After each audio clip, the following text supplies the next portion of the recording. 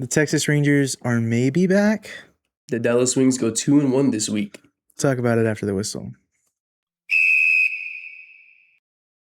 Welcome to the Intermission podcast. I'm Fabian. That's Isaiah. He's back after missing last week.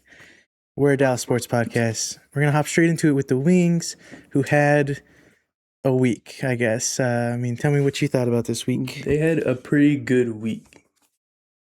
Only 2 games to say that for, though. But the first game, they went against the Sparks, the Los Angeles Sparks, and they won 104-96. This game was a real good game. It was pretty close the whole game. Like what you said last week, Kelsey Plum was injured and didn't know if she'd be playing this game. She did, and she made this game very interesting. Our team just did really good with playing together and coming out with a win. Yeah, absolutely. Enrique had a really good game. He did. Along with Paige and Jessica Shepard, which Jessica Shepard is starting to become my favorite player right now this season. It was Enrique and it obviously was Paige, but I think Jessica Shepard has been consistently our best player. We've always been a big fan of playing the board. It's always a point you harp on with both the Wings and the Mavs, and she's good at that. Especially with her playstyle.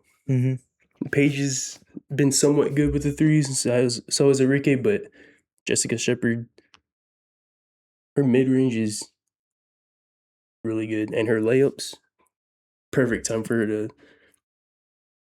to make the layups. That's what happened this game. Yeah, that's what happened this game. This game definitely secured the win with a few late point layups. This game was just entertaining, and I'm glad that we were able to beat the team with a well-known WNBA player on the other team. Yeah, and I should say,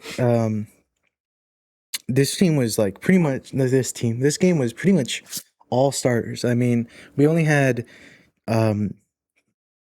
31 total bench minutes.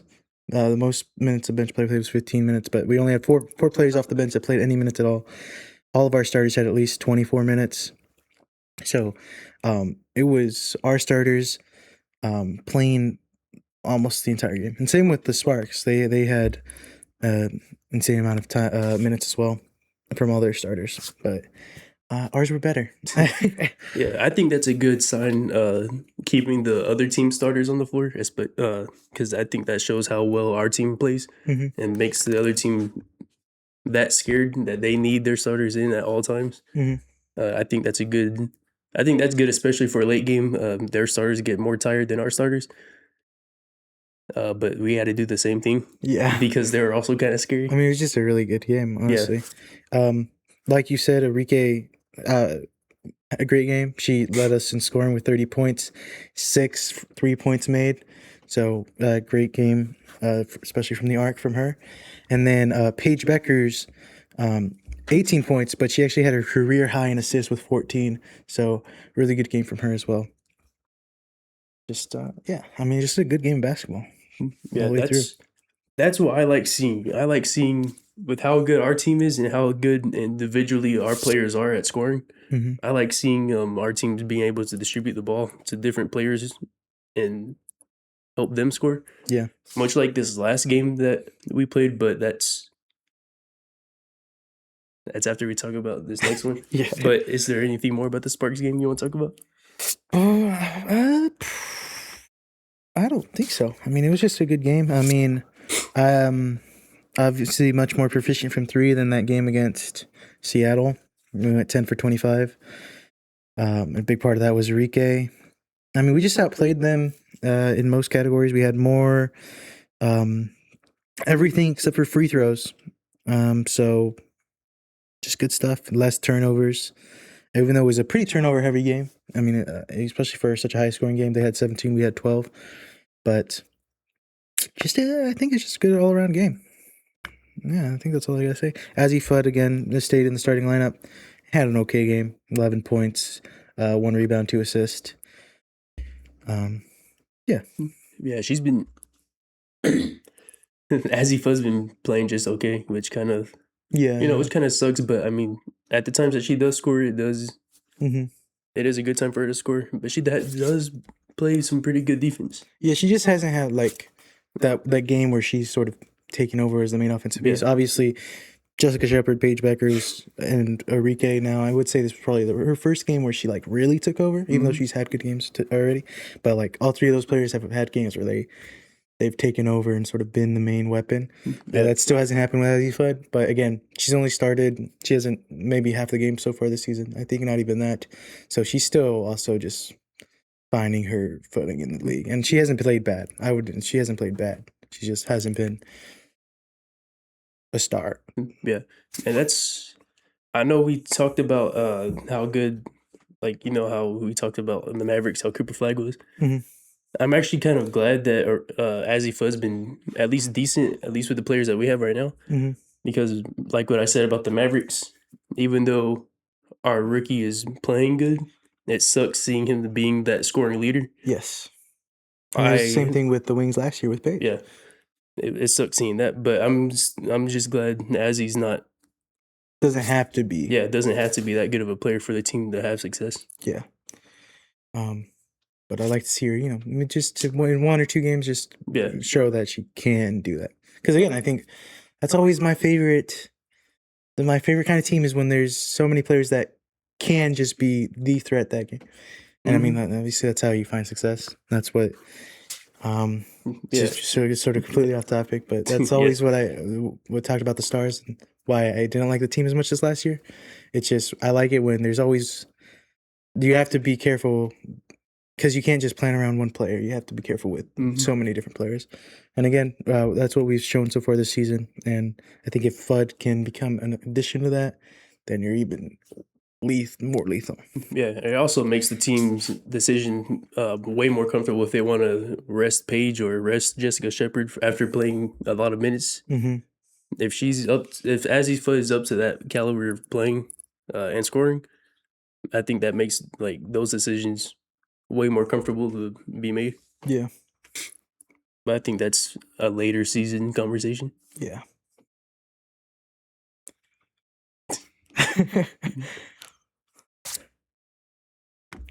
After saying all of that, this was just kind of like a little. I don't even want to talk about next game. I do. I kind of want to do. We played the Lynx in the second game of last week. And it was actually the number one power ranked team against the number two. We were number two. The Lynx were number one. If you recall last week, I was pretty hopeful that we could beat them because considering how last game went, I think it was kind of a choke, the fact that we didn't win. I think Isaiah agrees with that. Yeah. And, well, it didn't turn out that way. Got destroyed. Yeah. We can put the stats on screen right now.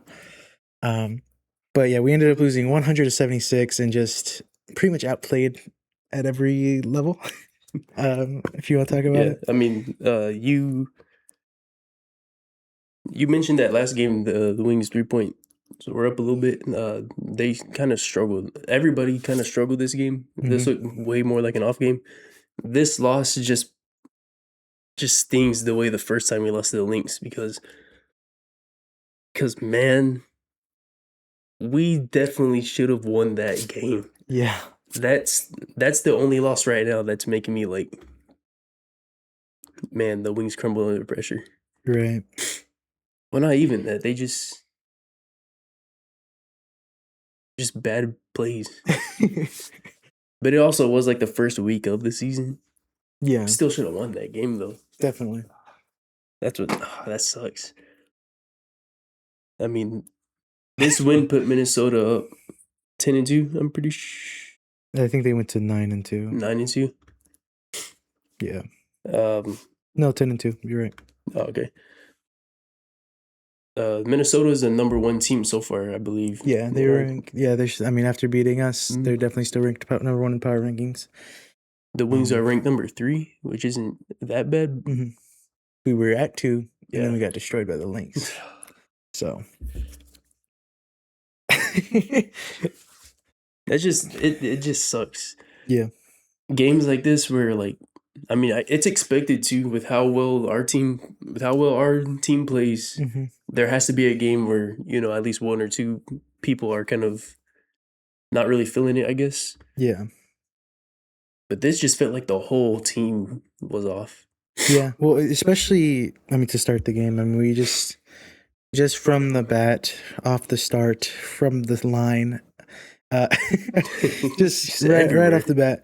I mean, just the first quarter. I mean, the first two quarters. The first half was just pretty rough. I mean, we got outscored 30-18 in the first quarter, and then 28-20 in the second to be down by 20 at halftime. That's just really hard to come back from.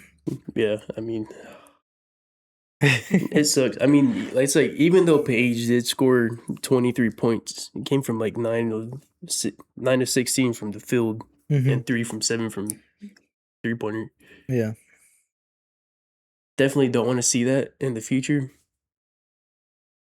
But man, I agree. We definitely should have had this team. It definitely should have been a closer game. If not, like, yeah, it definitely should have been closer. This game should have been much like the Sparks game. Oh, this game just sucked.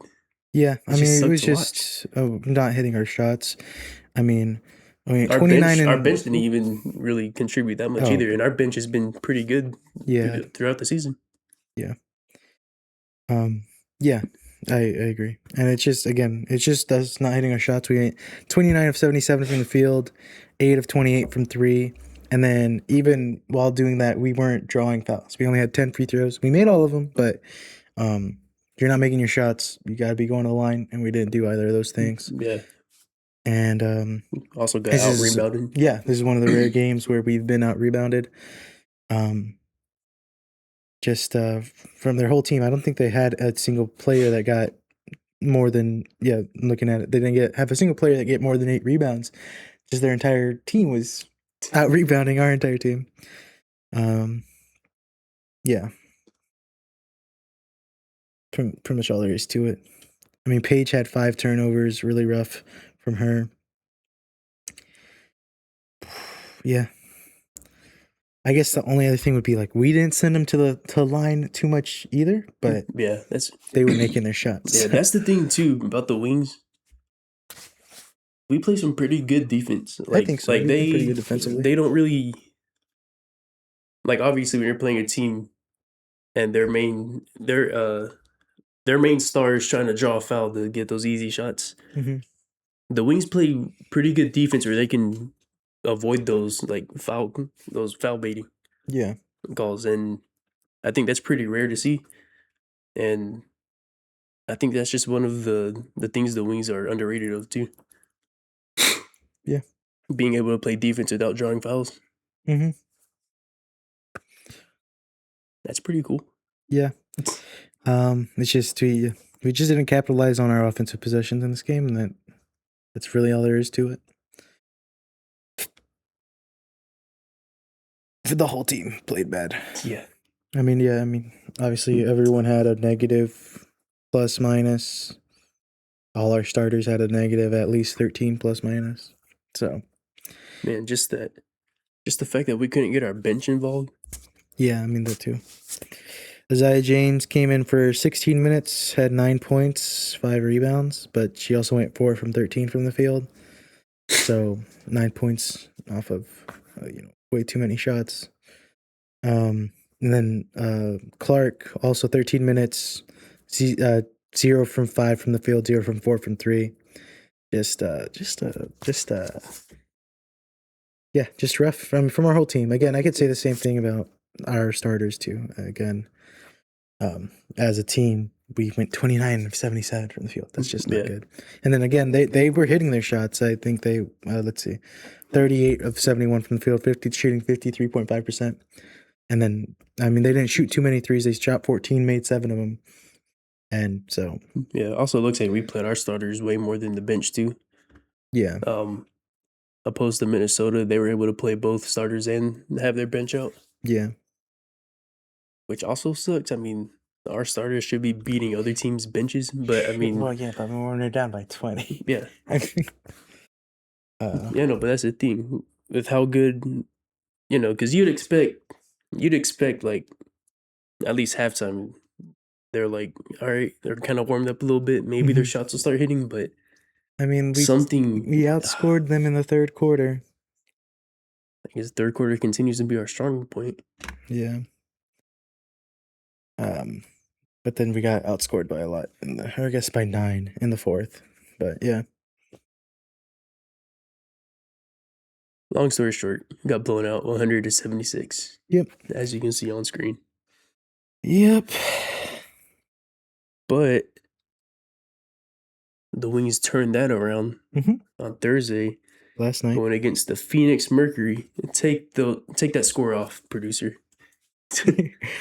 The Wings definitely turned it around against the Phoenix Mercury, and won on Thursday, 85-70.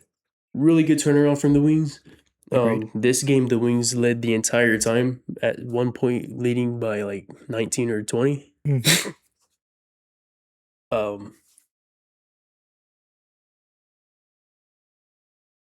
Good game. Yeah, so I forgot. I blanked on what I was going to say. You're good. Beckers was our main scoring piece in this game. She had 31 points, her season high. And then Shepard continues to play good, and she had 17 points and 10 rebounds, 7 assists. So a really good game from her as well. And Beckers too, 6 rebounds, 5 assists in addition to her 31 points. 14 from 20 from the field. Yeah, she just completely took over the game offensively. Yeah. Azzy Foot also had 17 points, 3 rebounds, 4 assists, 3 blocks. So Enrique continues to be a little streaky this season. Which definitely sucks, especially with the way how she started out this season. I definitely want to see Enrique be a little more consistent. Yeah. And Maddie Sears kind of been a little disappointing this season. I would say so. At least for the start of the season. I was definitely excited to see how Maddie Sears could contribute for some of these wins. Well, she's definitely become second fiddle to Jessica Shepard as a forward. And she just hasn't been able to produce what she was doing last season with, obviously a worse team. But yeah. Yeah, I'm also just trying to keep in the back of my head that it is technically still kind of start the season. Yeah. Hopefully, second half of the season, we'll start to see our players like grow more into, the offensive threats that they really are, and defensive threats. Because this was the game I was talking about where they can play really good defense without drawing fouls, and even the fouls that the Mercury did get were kind of like a little iffy. There was a foul on Paige where there wasn't even that much contact. I think Paige just played really good defense, and they just gave her a foul. Right. Which sucks. That's dumb. Yeah. But playing really good defense like that, making it a hard decision to call that a foul or not.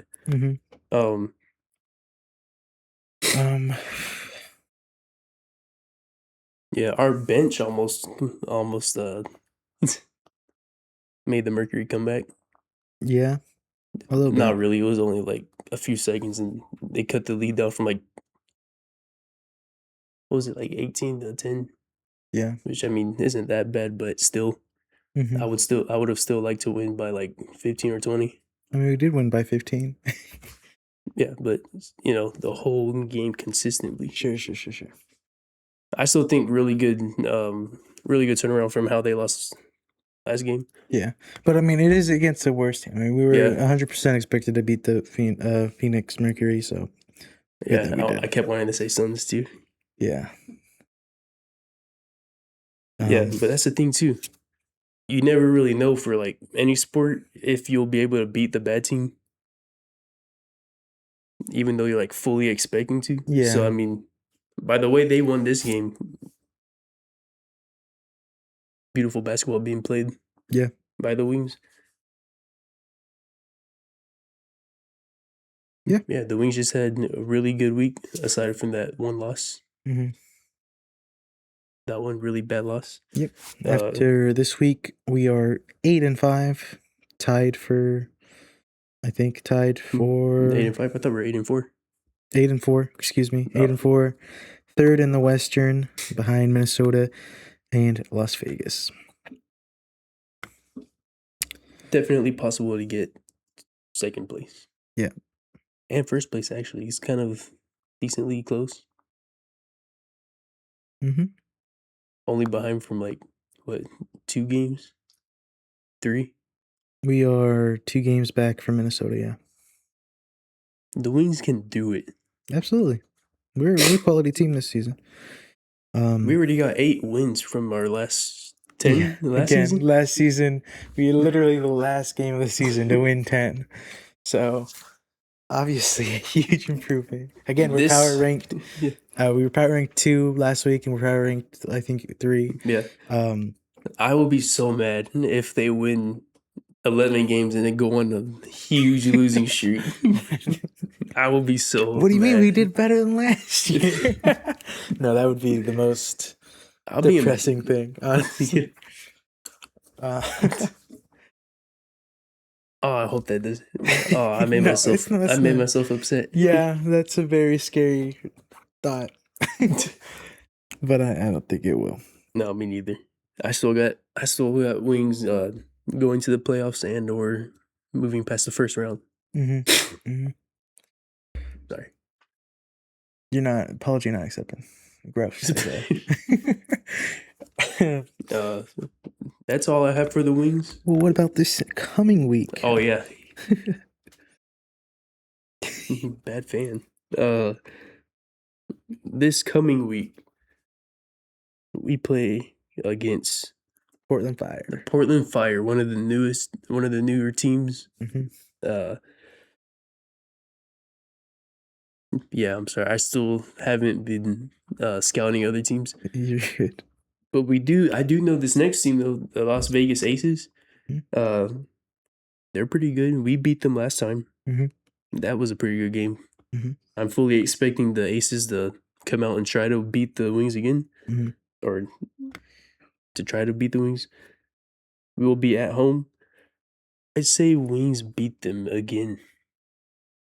And it better not be like how the Lynx played. Right. They are the team that overtook us for second in the power rankings. I'm fairly certain. Yeah. And I mean, again, same thing I said when we played them last time. They're a very good team. But we've shown we can beat them, so hopefully we can. This week has to be the push for second place. Yeah. And if Minnesota loses all their games, maybe the Wings go in first place for a little bit. Yeah. Who knows? But on Wednesday, the Wings play the Golden State Valkyries, I believe that is their name. Yeah. The Valkyries are a pretty decent team. Yep, from what I saw. At 7-5. Yes, but I still think the Wings are a way better team than the Valkyries. I'd be inclined to agree, especially because this last couple of games for the Valkyries have been terrible. I mean, they went 2-3 in their last 5. So yeah. So they're not bad. They're just, I'd say, still kind of finding their footing. The Wings have definitely found what they're good at, and I just got to be able to execute it consistently. Yeah, I believe the Wings could go 3-0 this week. Yeah, the only scary game should be the Aces game. That should be the only game they struggle. You okay? What was that? My knee. Yeah, I mean, best case scenario, the Wings go 3-0. Worst case, 2-1 again. Yeah, I think so. But I mean, I wouldn't be surprised if we do lose to the Valkyries, especially. I don't think they're a terrible team, and we're playing. Yeah, they're not a terrible team at Golden State. So, I think we should beat them, but I wouldn't be surprised if we lost. Do we know the Wings record on the road so far? I can check that real quick right now. We are or producer. We are 4-2. 4-2 on the road. Okay. And 4-2 at home. So 3-0. We're going 3-0. We're gonna beat the Valkyries. Oh, sorry. We're 5-2 at home. On the road, and 3-2 at home. So. Ooh, that's kind of scary. We've been but I think we played the Lynx at home twice and lost to them twice. Or never mind, we played the Lynx away once. Yeah, that first time was wait. Yeah. We just played less home games so far. No, I'm lied. We're 4-2 at home, 4-2 away. Okay, calm down. I'm doing quick maths and shut up. No. So we're Well, you know, either way, still gonna beat the Valkyrie. Yeah, I think so. The only really like what I said, only scary game should be Aces because like how I said last time, I think they're the like almost veteran heavy team. They did win the championship last season. Yeah. We already beat them, so I want to be in that good driving seat and be 2-0 against the Aces this season. Yeah. If they go 2-0, I'll have better. I'll feel better a little bit more if we head to the playoffs and maybe maybe somewhat making a run in the playoffs. But that's just going against one of the teams. But I'm pretty sure the Valkyries could also be a playoff team. Yeah, they're sort of there on the fringe, I would say. Yeah. Yeah. That is for real this time all I have to say for the Wings. Right. That's the Wings. Let's talk about the Rangers, who, as I said at the beginning, might be on the come up, maybe? Surprisingly sitting at 34-34. Yep, we're 500 again for the first time in a little while. I don't know. I'm just a little bit more, but I'm personally still in much of the same attitude as I was last week. But let's talk about the games this week. We ended up in this week we played a series against Cleveland and a series against Kansas City once again. Against Cleveland in game 1, we end up winning 3-2. Pitching in that game was Kumar Rocker, 5 innings pitched, 6 hits, 2 earned runs. He hasn't really been able to go deep into games, especially recently. Just a lot, even though only 2 earned runs, he's been racking up pitch counts. 94 pitches in 5 innings. It's kind of gross.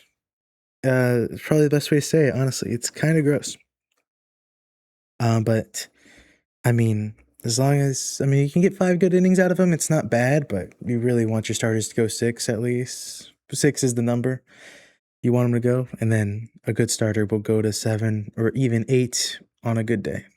So, not terrible, but probably wanted to be a little bit better from Rocker. But the bullpen came in, Peyton Gray, 1.2 innings, no hits, no earned runs, 2 strikeouts. Jalen Biggs came in for 1 out, threw 7 pitches, got a strikeout, and Latz through the last 2 innings. Allowed 1 hit, had 1 walk, struck 3 people out. Again, those 2 earned runs from Rocker were all they had. And then on the offensive side of the ball,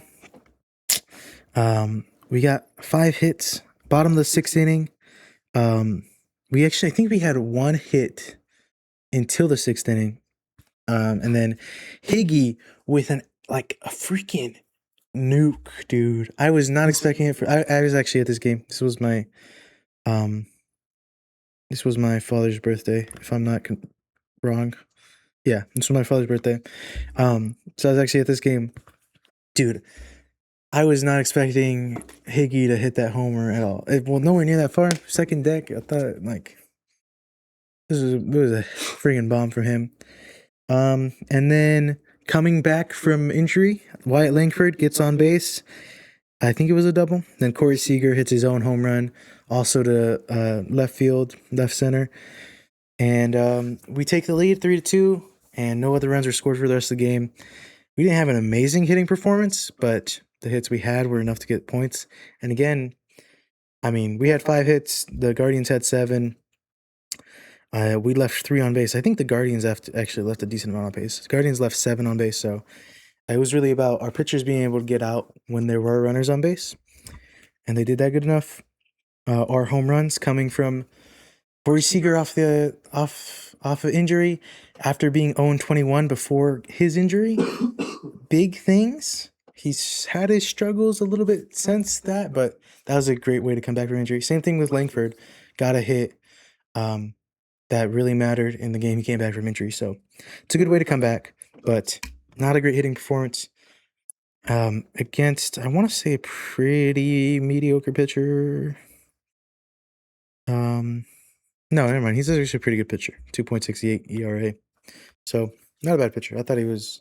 Actually, I'm thinking of the second game in which we lost 6-0 to their worst pitcher, who didn't have a single win all season until facing us, who had a 6+ ERA until facing us, and who went 8 innings, 3 hits, no earned runs, 2 walks, 3 strikeouts. And really rough outing against a bad pitcher. Only getting 3 hits. 3 hits, yes. And then on defensively, had ourselves 2 errors. A really rough game there. I think one of them was Young, and I can't remember who the other one was. I think it was Josh Smith, actually. Throwing error. I think it was a Ranger player. It was definitely a Ranger, that's for sure. Hey, but they turned it around. Error. But yeah, and this game was Jack Leiter. He ended up going 4.2 innings pitched. 3 through really 4 innings. I mean, in the top of the fourth, Jose Ramirez hit a home run off of him. But through 4 innings, it wasn't bad at all. But then in that 5th inning, I mean, they lit him up. They ended up scoring 4 more runs on him, or I guess 4 more runs on him to give him 5 earned runs in 4.2 innings. I think he, let me double check that, but I think, he walked a couple guys in that inning to really give the Guardians that opportunity. Sort of same thing as Kumar Rocker. A lot of pitches, 92 pitches after 4.2 innings pitch. It's kind of crazy. Our bullpen comes in, and I mean, They do what they can, but we were down 5-0 at that point. Wouldn't score any runs. They hit 1 more RBI in the top of the 8th. We end up losing 6-0. And again, really just a rough batting performance against a pitcher who hadn't been performing well this season. And we're still his only win of the season so far. But then game 3, we win 10-0 to take the series from the Guardians, who are one of the better teams in the AL. We'll talk about that here in a minute. But we end up winning 10-0 to take the series against Guardians. From the very start, bottom of the first, Justin Foscue home run to go up 2-0, and then we just keep scoring 4 more runs in the bottom of the 3rd, another one in the bottom of the 4th, another one in the 6th, 2 more in the 8th. Jacob deGrom, 6 innings pitched, 0 earned runs, 6 strikeouts, 2 walks. So great outing from deGrom as well. 3 hits in 6 innings, 6 strikeouts. deGrom continues to actually be deGrom this season, and it's beautiful. It's a beautiful sight, I'll tell you what. And then our bullpen continues to do great things. They end up just a really good game for both sides of the ball. I definitely didn't expect the Rangers to win 10-0. Yeah. It's like the second time they won 10-0. I think it's our 3rd time scoring 10 runs. I don't know if we won 10-0. I think we won like 10-2 and 10-1. So I think it's our first time scoring 10-0. I could be wrong about that, though. But yeah, home runs from Langford, Young, Foscue, and Hellman. Just a good outing. So again, we win that series against Cleveland, then go to Kansas City to play the team whom we swept. Then in game 1, we lose 5-3. We take the lead, actually. Top of the 2nd, Jake Berger, RBI. Then top of the 4th, Evan Carter advances on a throwing error. After a failed pickoff attempt, he steals. Bad throw. He ends up scoring. And we end up going up 2-0. But then in the bottom of the 5th, they hit a home run. Top of the 6th, same guy hits another home run after a couple other RBIs to make it 5-2. We aren't able to get the runs back. Evaldi ends up getting the loss. 5.2 innings pitched, 4 earned runs, 3 strikeouts, 3 walks. So really just a rough bottom of the 6th from him. He couldn't get out of it. Not a terrible game, but no, just not a terrible game. Is really all. But we didn't capitalize on their errors. I mean, obviously Evan Carter had a run off of. I don't know. I feel like we should have won. Yeah, definitely should have won. I guess should have swept them again. What I'm trying to say is 7 left on base.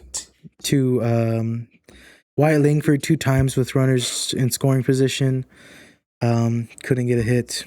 Jock Peterson once with runners in scoring position.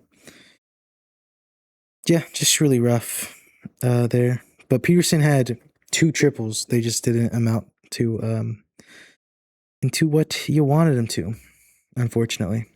Then game 2 against Kansas City, having to go to extras, but we win 6-4 in 10 innings, scoring 2 runs in the top of the 10th. We sort of came back. We were down 4-2, down 3-2. And then tied it up in the top of the 7th. Went back down 4-3 in the bottom 7th and scored 1 in the 8th. Jake Berger getting the RBI in both the 7th and 8th. So big night from him, absolutely. Gore 5 innings pitched, 8 hits, 2 runs. I think he came out with some sort of tightness, or maybe just had a lot of pitches. I could be misremembering. Jacob Eunice gets the win in the stat sheet because he ended up throwing 2 innings pitched, one of which was the inning where we scored our runs, which is how it works. But yeah, I mean, we stuck it out and ended up winning. Good game, but I don't like going extras with the Royals, even though, again, they had a pretty decent week last week, the week before playing us. Or a pretty decent series before us, I guess I should say. But I still don't like, I don't know, I don't like going to extras with the Royals after losing the first game. But game 3, which was this Thursday, after a long rain delay, we end up winning 4-2. It's a Brandon Nimmo RBI in the first. Elias Diaz, who's actually been doing pretty decent as the catcher we called up because Jansen got injured. He's actually been doing pretty decent, especially as a catcher. He's been good with his challenges, and he's actually got himself a couple of hits. Right now is working with a 290 not RBI average. So he's been doing pretty good, actually, better than I thought he would perform. Thought he was just going to be a piece while Jansen was injured. He's been a great double battery with Higgy at the bat behind the plate. Corey Seager home run in the top of the 3rd gives us 3 runs, which would be all we need to win. Even though they go in a little bit of a rally going in the bottom of the 4th. They only scored 2 runs. Evan Carter gets another RBI in the top of the 6th. We end up winning this game. Great outing from Rocker, kind of. 4.2 innings pitched, 5 hits, 2 earned runs. Again, it's the same thing. I wouldn't say he pitched bad. It's just he pitched a lot. 83 pitches and 4.2 innings. Just not where you want to be. But Alstrom win and Latz come in and do their job. Latz ends up throwing 2 innings, 15 pitches, 3 strikeouts. Just incredible outing from Latz, honestly, to get the save and the win, actually. Corey Seager, good game from him, 2 for 4. Obviously, that one home run and was one of the runs driven in as well. So, yeah, I would say again the same guys did hit well this week. Duran continues to bat well. I would say Nimmo's dipped just a little bit. Same with Berger, but like I said, Diaz is hitting a lot better than I thought. Lopez, same thing. Nicky Lopez, the guy we called up. I expected him to just be a little bit of a patch as well, just some depth, but he's hit good when he's hit, even though he didn't have any hits in this game. But yeah, and Rocker got to go deeper into games. He just has to.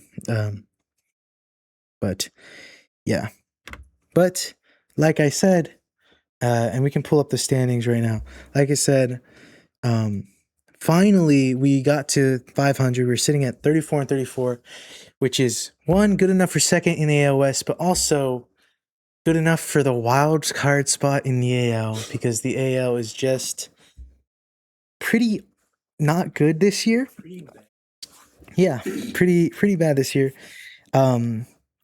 There are sitting in the final wild card spot. That means we're the 6th seed in the AL, right? There are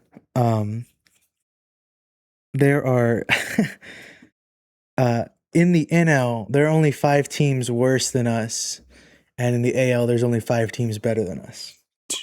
That's crazy. Yes, so very much the American League is much weaker than the National League this season. But it's not really close. But yeah, sitting at 500, we are what was I gonna say?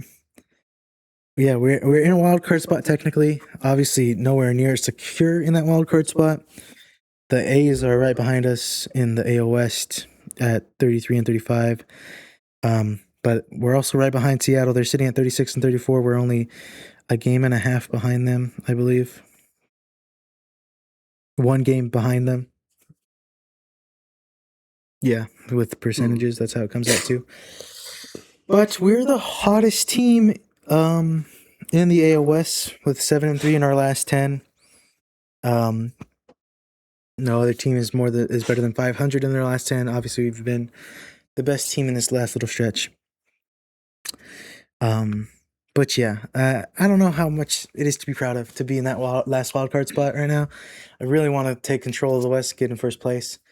I'm still sort of in the same spot where we need to win 5 out of our next 6 series for me to be like, we're back truly. Because, I mean, it's just, I don't know. We're still struggling to hit a lot of times, especially with runners on base. Still on that roller coaster. No, I'm still here. I'm still on the flat part of the roller coaster. I went down and I'm still down. Okay? I'm not back up on the high train. There is no we are back. I'm not until we are back. I need again a lot. I need this to happen for 2 more weeks for our in we are back mode. And again, but we've been able to win even when our rocker and lighters pitching has been a little bit more rocky. But DeGrom, Gore, you can take that off the screen now. But DeGrom, Gore, and Evaldi have been better, even though Evaldi still has his occasional start where he's not great. It's just yeah, I don't know. I just don't feel like we're that kind of team yet, and we need to show that. Again, even though the Guardians are one of the teams that are actually above us in the AL, they're 37 and 33. We had a much better record before they played us. I don't know, man. It's just I mean, this isn't against good teams that we've been doing this. Even yeah. So we're gonna be going against more not so good teams anyway. Yeah. So it's just, I don't know, man. The fact that we're this is how it felt almost like after this. What was it? The second time we played the Astros. The second time we played the Astros, I was quitting life. Okay, so it should have been the first one. Oh yeah, that's right. Because it was Arizona, then Houston, and you're all like, sweep all of them. Yeah, well, we need to sweep at least one. To show, sweep at least one. Because and I'm still in the same spot. Again, the next 2-3 weeks, we need to win all but one of our series to show that, like, hey, because obviously it's baseball, but to show that we're actually a good team that is going to consistently play good enough. Okay, because again, we don't have insanely good teams coming up. Like you said, it's sort of the same thing. Yeah. Either that or we need to destroy, when we do win these series, we need to destroy the bad teams, which we haven't been doing. Again, we swept the Royals, but then we scored 0 against the Guardians' worst pitcher. And we had to go to extras against the Royals. The wins haven't been convincing enough. And they're not against good enough teams to convince me when they're not convincing wins. So I'm still in the same spot. I'm still in the same spot as I was last week, but I'm happy because at least first number not smaller than second number. So I guess in that way I feel a little bit better, but I don't know. I'm not convinced in any way. I maybe now convinced because of how bad the AL has like officially turned out to be. I think it's pretty clear we're definitely weaker than the National League. Maybe you can convince me that we're gonna make a playoff spot, but like yeah, but that sucks how we I get a playoff spot. I don't think that should be the goal. Yeah, that definitely sucks if that's how you make the playoffs. Yeah, and I don't think it'll be like we're not gonna do anything in the playoffs if we make it there. I highly doubt it. Obviously, you know, any given Sunday or whatever the equivalent for baseball is, any given series. But it's just gonna be like hey, we made the playoffs. Now we're done. Yeah. I mean, because of how bad the AL, I don't know. No, I don't know. Yeah. Yep. Yeah, that's where I'm at. So I'm still not on the hype train in any way, shape, or form. But you know, if we can keep up, if we can get at least 3 games above 500 in the next 2 weeks, I might be on not the hype train, but the whatever it's called on the roller coaster part.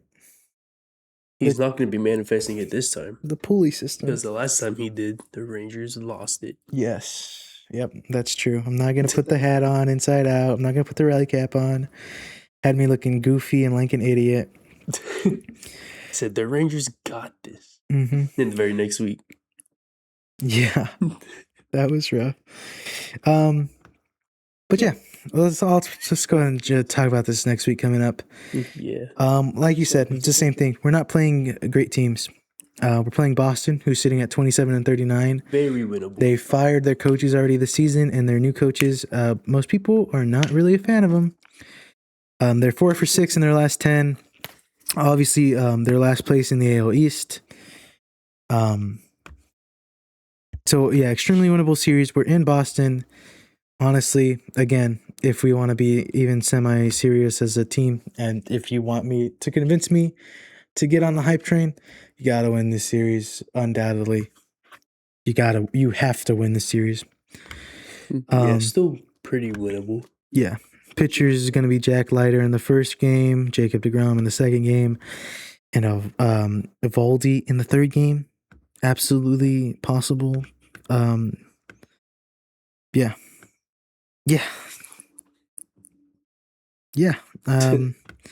We're better than Boston in pretty much every stat.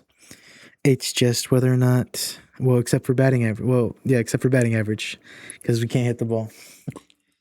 But in terms, on base percentage, we're way better than Boston. Runs, we're a little bit better. So we should win the series against Boston. If we don't, I'm back to completely checked out mode. Minnesota 31-39. They're also not great. Third in the AL Central. Have we played them this season? I want to say yes, but I think that's wrong. I want to say yes, but I feel like that's lying when I say yes. No, we haven't played them this season. But they're not a great team either. They are 4 for 4 and 6 in their last 10. This one's going to be at home, and I think we've been a little bit better at home.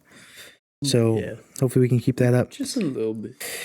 Their offense is a little bit better than ours, but their pitching's a lot worse. So I think we're going to hopefully even out. And if we can keep up the momentum we do have, because, we technically have momentum, then we should be able to win. We should win the series. Again, same thing. Especially because their pitching is not great.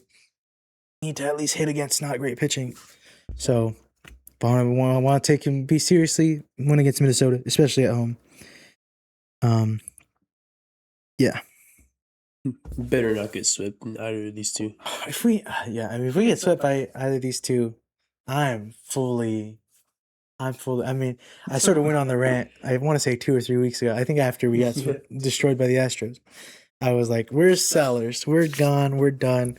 I'm back, way back to that, and I don't think there's any escaping that if we get swept by one of these teams. But yeah, But that's the Rangers. that's the Rangers, and yeah, that's about all I got. That's the Rangers.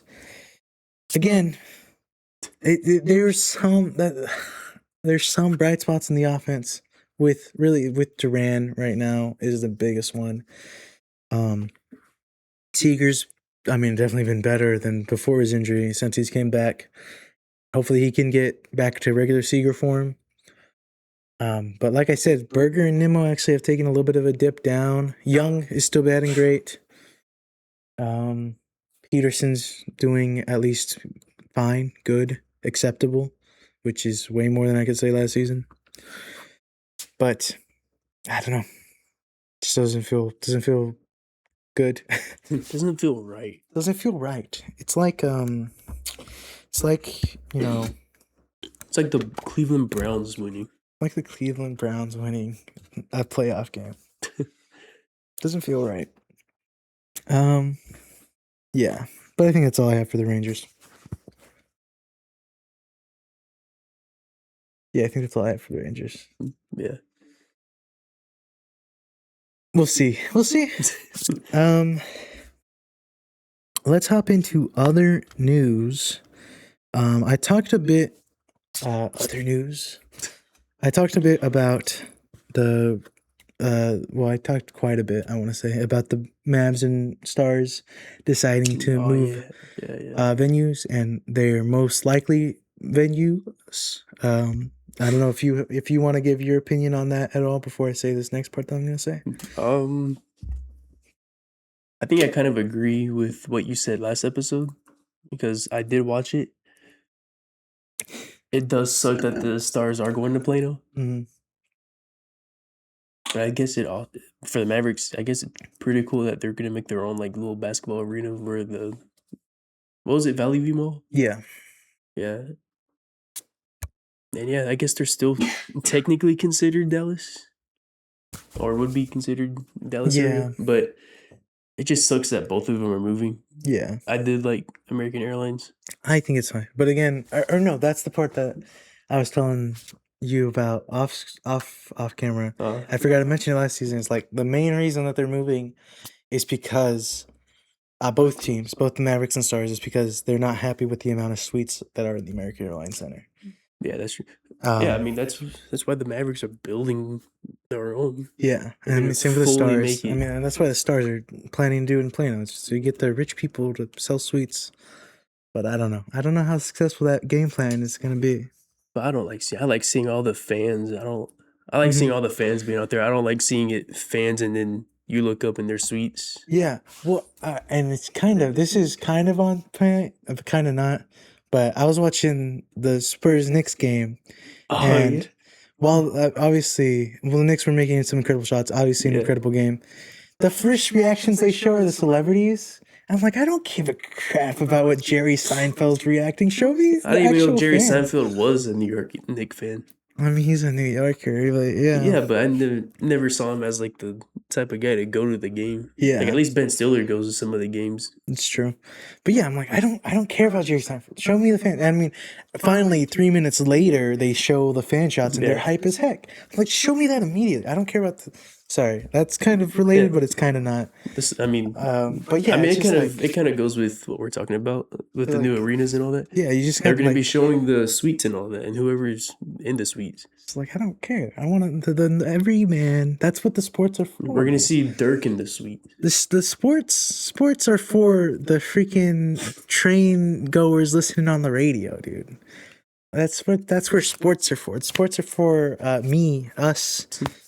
Sports are supposed to bring people together, not. It's honestly, that's what it is. It's supposed to. Yeah, it is. It's supposed to bring. Forget about what's happening. Mm-hmm. We're gonna watch this game, and that's gonna be way more entertaining than what you're going through. Yeah, and I mean, it wasn't as much of a thing last World Cup because it was in a, terrible country that doesn't have freedom, and it shouldn't have been there in the first place. But this World Cup, Um, Boo. yeah, I mean, I'm not gonna pretend I like Qatar. But this World Cup, I mean, even the friendlies. I mean, there plenty of clips went viral from the Australian-Mexico game. There was just the couple Australians that were there. They were having themselves a time in Mexico. It was Oh yeah, awesome. producer was talking about that earlier about how Canelo was there. Yeah. But yeah, and I mean, I saw some clips of South Korean fans over there for the game that was last night too. It's like that's fun. Even though I mean, obviously they're not rooting for the same team, but I don't know. It was fun. I don't know. I'm completely losing the plot. I mean, that's like half. That's like half the reason why you go to the games too. You want to feel that Being that as a stadium. atmosphere. Yeah, Yes, absolutely. that's why you And talked about all the Stars games being so fun. to go to. exactly. And the Stars probably have the best atmosphere in the league. And again, Yeah. it's the kind of thing that had spread to other sports games with the Stars chant in the national anthem. And even if that's only a little bit diminished with the new stadium, it's like It's like I don't know. it's like that one. It's like that one Cowboy game like a few years ago when we are playing in Minnesota, Mhm. and the Cowboys are playing so good that the whole Minnesota stadium you heard "Let's Go Cowboys." I was that at was that game. That Oh, was yeah. on Halloween. Yeah, I Yeah. went to that game. that was pretty cool. That was awesome. We started that chant. No, we didn't. We were one of the first people to join in the chant, though. They started the riots. That was awesome. That was awesome, dude. But yeah, I mean, it's just part of that atmosphere, and that's not like I don't know. And obviously, I don't know the plans. There's a chance they're gonna have the same exact amount or even more common people seats, but I just don't see as many people making that trip to Plano. That's like the renovations for where that FC Dallas stadium was, where the Renegades play. Mm-hmm. Like that whole construction site. Oh, yeah, they're it's making. just- They're gonna be making suites on that side. That whole side's Yeah. gonna be mostly suites. Nothing but wall. It's like that's just a little bit weird. They're sort of doing the same thing with the Cotton Bowl, even though to a lesser extent. But yeah, they're adding a ton of suites to the Cotton Bowl. Mhm. It's just like, man, yeah. And then they're filming on the side where you see the suites in the background, but they're not filming on the side where you see the fans in the background. Yeah, that's true. That was That was weird. And yeah. Yeah.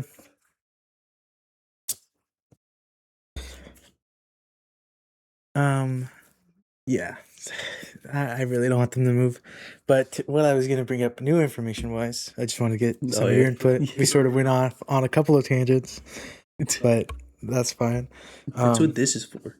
Like I said last week, it's unofficially official. They sent the letter of intent to the Plano, but Arlington actually put in a bid to the Dallas Stars for renovating Choctaw Stadium, the old Ranger ballpark, to become a hockey arena.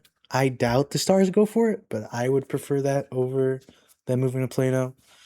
Obviously, all the infrastructure is there already, and also, Plano's gross. Well, it's such a. I don't know. Such an odd place to put the Stars too. It's just they're just trying to get the Collin County money, dude. I don't really. And I mean, Plano's really like, we'll pay for everything because I mean they're trying to convince them. I don't know. It's just, but that was made public that Arlington put in a bid to maybe potentially host the Stars, which again, I'd rather than just stay at the American Airlines Center, but I'd definitely prefer Arlington to Plano. But yeah, that was my other news with the stadium segment. If you have anything to say about that. Yeah. No, it just sucks to see the Mavericks and Stars leaving. Mm-hmm.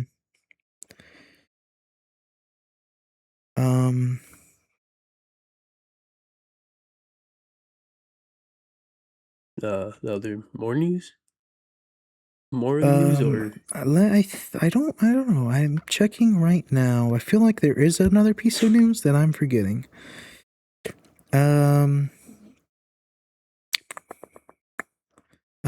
No, nothing else from any of our teams. Nothing from the Cowboys or Mavs. Nothing off the court from any of the teams we talked about today. So other news completely unrelated from Dallas. I don't know if I brought it. I can't even remember to the if I whole brought it leagues up. as a whole. To the whole leagues as a whole, obviously, both the NHL and NBA are in their finals. We sort of brought it up earlier, but the NBA finals, Game 4 was insane. Knicks are up 3-1. Dude, obviously historic and 29-point comeback. like genuinely pathetic from the Spurs. And again, especially De'Aaron Fox, just some terrible play in that last stretch. I mean, yeah, honestly, before the finals even started, I said, you can ask Fabian and the producer too, because I said it out loud.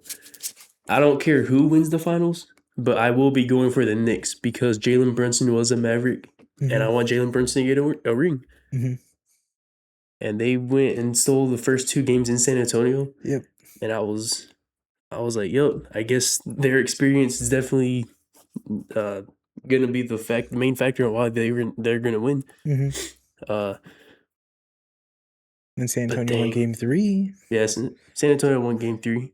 Still a really good game too. All of these games, this is like the best finals. Yeah, this is pretty dang good final. The best finals since for the past 4 teams. Even if yeah. But sorry to interrupt you. But even if the Spurs did destroy the Knicks, the fact that it was happening in New York, Game 4 would have still been an incredible game. But then obviously what happened. Which, I said it too. You can ask the producer. Halftime win, I was like, the only way Knicks are gonna win is if the Spurs have like some meltdown, some crazy meltdown, and the Knicks fully get it together. Which it still looked like the Knicks were still making like pretty dumb mistakes. Yeah, but because of that Spurs meltdown, they melted down. Man, but also, 100%. I think one of the clearest examples. I gotta give credits to the Knicks fans because there was so obviously home field advantage that affected the play there, dude.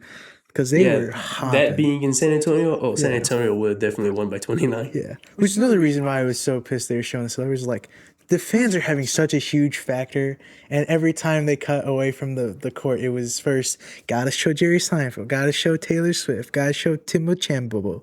I'm just like, I don't care about these guys. Show me the fans that are actually I don't even know half the celebrities that were over there who are having one of the best days of their lives, if not the best. I mean, I still probably say the best day of my life was going to Game 1 of the Rangers World Series with my dad. That was awesome. Mm-hmm. Show me those guys. I don't care about these. Yeah, the celebrities go there almost all the time. Yeah, exactly. It's like they've had their time. I don't want to see that. That's what I said. I'm surprised some of the fans aren't dressed as Ninja Turtles. Yeah. Well, that'd be pretty funny to see. Danhausen and stuff.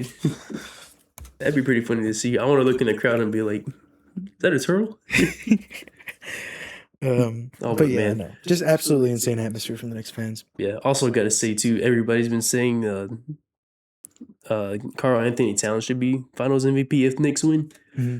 I think OG Anunoby definitely deserves to be Finals MVP if Knicks win. He's the only Knick that's been fairly consistent through the finals. Yeah. Well, because they said it in the broadcast yesterday. OG deserves it. Cat didn't score a single point in the fourth quarter in the first 3 games. Yeah, which is crazy. Yeah, I thought he played good all throughout the games. Mm-hmm. I mean they do have their moments. Yeah, obviously that's surprised. Not the only way to be good at basketball, but OG's just been the more consistent. I mean, you saw it the tap-in or the tap-in, and then the last game too where he made it an interesting game when that beautiful step back 3 when he shouldn't have made that with just a sliver of that tough shot. It was backboard and then rim. Yeah. And the ball just barely nudged in between. Yeah. It was a beautiful shot. It's been good. It's been good finals. Yeah. Also, it's not Wemby's fault. You expect the younger players to fully crumble under the pressure. It's fully De'Aaron Fox's fault. An experienced player should definitely dribble out that rest of the time. I don't know if Wemby is blameless, but yeah, definitely more blame should be. Yeah, more blamable should be De'Aaron Fox. Yeah. I mean, Stephon Castle's still really good. Yeah. But I mean, I'm just saying, I wouldn't fully expect our younger players to be carrying the team I would fully want the experienced players to, but also I'm pretty sure this is like De'Aaron Fox's first finals too. Yeah.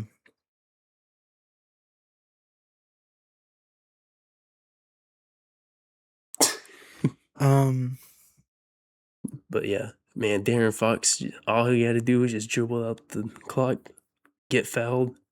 Yeah. Well, they were still they were just not using any time up. Yeah. Well, that's also the reason what I see too. Game 2, I'm pretty sure it was that Victor turnover. Mm-hmm. As soon as they got the ball, because I'm pretty sure the Spurs had timeouts. Coach should have called the timeout as soon as Spurs had the ball. Also, I'm just like, if Victor is like, like fully feeling the pressure and panicking, that dude's like 7 foot tall. How come he doesn't just grab the ball and just hold it for like a few seconds and then pass the ball? Right. Yeah. No, good finals. I mean, Knicks are up 3-1, obviously, and we'll see if that plays out. Jalen Brunson should get the ring. Mm-hmm. And the Spurs, I wouldn't worry about the Spurs. I'm pretty sure they'd be back there in like 2 or 3 years. Yeah, they're such a young team with such a young core. So, and Victor needs this finals loss to be the meanest player, and he already is. I do kind of want to see him get a ring too. Well, he should have won MVP this season. Yeah, he definitely should have won it. Oh, yeah, he definitely should have. But yeah, I definitely want Victor to also get a ring too. But man, Jalen Brunson was a Maverick first. I want him to get a ring. Mm-hmm. Let's talk. The NHL finals also have been extremely exciting. Obviously, game 1, I believe I'm about to say something lies. Game 1,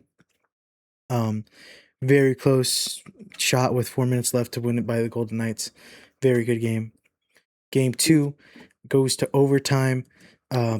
Great shot to win it by the Carolina Knights after they were down 3-0 and then 2-0 and then within 5 minutes basically scored 3 goals, took the lead. Mark Stone ties it. Screw that guy. But Mark Stone ties it. They end up winning in overtime on a power play. Game 3, double overtime.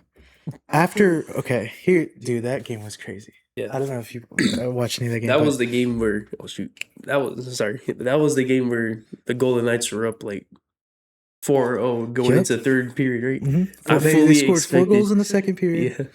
And Mitch Marner, the fastest hat trick, I think, in NHL history, but at least in NHL playoff history, with a hat trick in the span of 5 minutes or 6 minutes.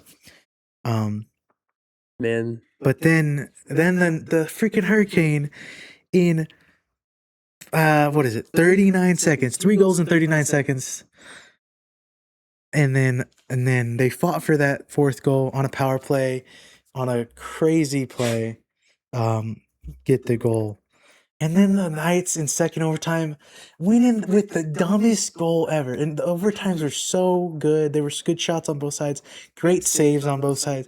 And then it was a freaking dinky dunk Bobby play off the freaking backboard, and then it bounced off the goalie, went in. It's just like, oh, that's such an unsatisfying way to end such a good game. But still a great game. Carolina got their get back though. Scored 3 goals in the first period, and then it was like, oh shoot, they're about to choke. With the Golden Knights end up scored 2 in the second to tie it up, but Hurricanes are able to score in the third, and then eventually an empty netter to win 5-3. And then the Canes, on this one, I'm pretty sure, unless I'm mistaken. And the Canes just sort of win this game, 4-2. Quality game, good goals, and now they're up 3-2 in the series. Hopefully they win. Screw the Golden Knights. Yeah, I don't like Vegas. Nobody likes Vegas. Nobody outside of Vegas likes Vegas. Screw Vegas. Nobody wants. They're not even supposed to be in the finals anyway. They aren't. They had cupcake, and then the Avs, and the Avs dead version of the Avs after playing us in the Wild. Whatever. Or you know what I'm saying. Carolina needs to win. They need to win. Yeah, Carolina needs to win, and hopefully, Stanky gets his ring. Love Stankoven. That's pretty cool to see, though. Really good NHL finals happening, and really good NBA finals happening. All we're missing is a really good MLB series. World Series. Yeah, World Series. Yeah, yeah. But that's gonna be in a while. Yeah.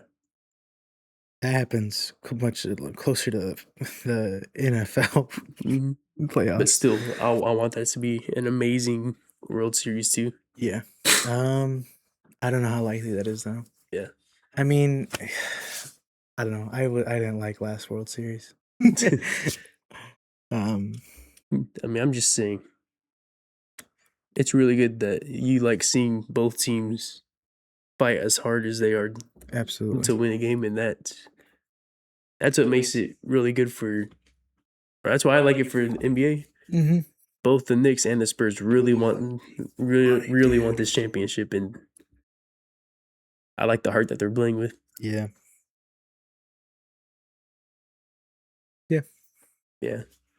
So are the NHL Stanley Cup Finals, but everything I just said about the NBA goes to Carolina because I do not want to credit Vegas. Yeah, just screw Vegas, dude. Can't believe they made the finals, dude. Producer, what do you think? You don't have to say anything if you don't want to. Yeah, just screw Vegas, man. Okay. You good with that? Yeah. Okay. Other news. I guess we probably should have said this one first, but obviously World Cup is going on. Games happening here in Dallas. Obviously there hasn't been a game here yet. Last night, Mexico played South Africa with a game with 3 red cards. Kind of crazy. But they end up winning 2-0. Pretty good game. I have to say Mexico pretty much dominated. South Africa had 1 or 2 good chances, but good game from Mexico. And pretty decent start to the series. Had a good energy. At least it was not a boring game of soccer. Until maybe after the red card. Then it kind of got a little boring. Yeah, it was pretty boring. Yeah. But I think the South Korea Czechia game was very entertaining. Very late too. But I mean, obviously they're South Korea Czechia fans that they want to watch the game. So obviously it's not going to be at a normal time for us. But pretty good game from them. I would say South Korea dominated that game, but despite that, Czechia had the lead for I think like 20 minutes before South Korea scored 2 late goals to take the win. I think well deserved. But that's happening. Obviously, the U.S. plays tomorrow against Paraguay, and Canada plays whoever they play tomorrow. Yeah, whatever. They play whoever they play. I'm forgetting who. Yeah, who cares? Bosnia. Is this Bosnia? Yep, Bosnia. They play. Yeah, so excited for those games. Still, neither of those games are going to be played in Dallas either. But, yeah, World Cup's going on. Pay attention to that.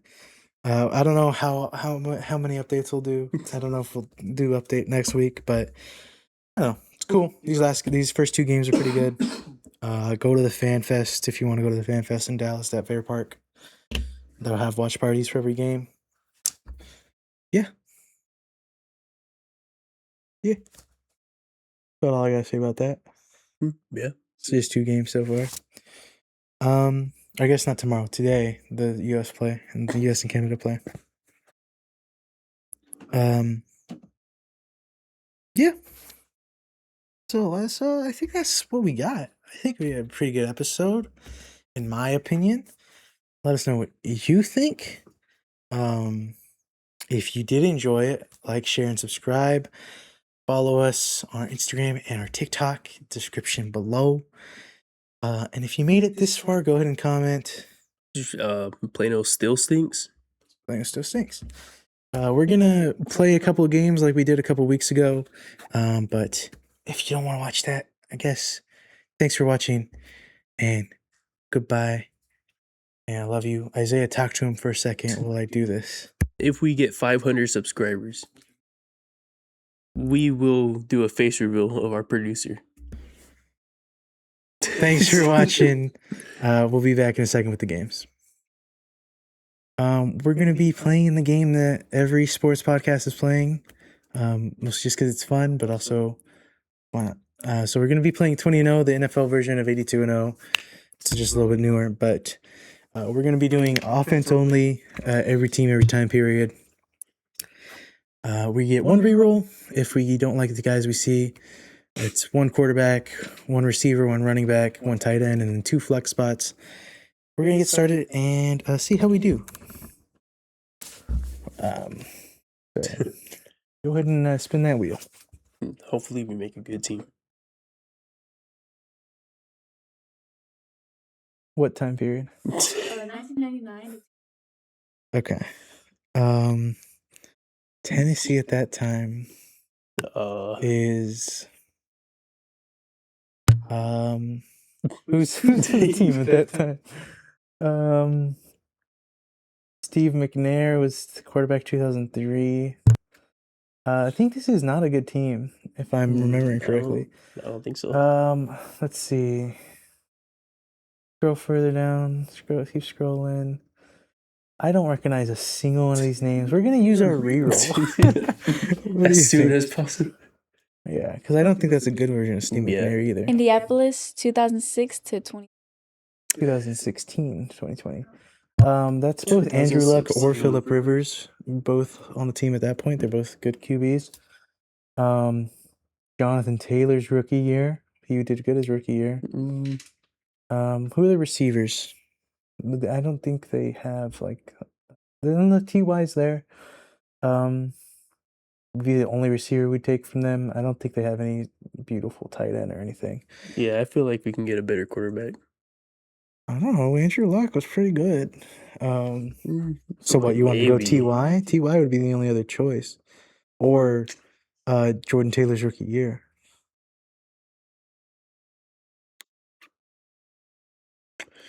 Jonathan Taylor. I call him Jordan Taylor. I was like, Jordan's not right. Dang, man. I'd be down to take Andrew Luck or Jonathan Taylor or T.Y. Hilton. I mean, I don't think any of those are bad, but if you really don't think Andrew Luck's a good enough QB, we can take T.Y. I mean, he's good. I do like Andrew Luck. I think Jonathan Taylor's rookie year is still his best year, statistically. But I feel like we can get way better running backs than that, too.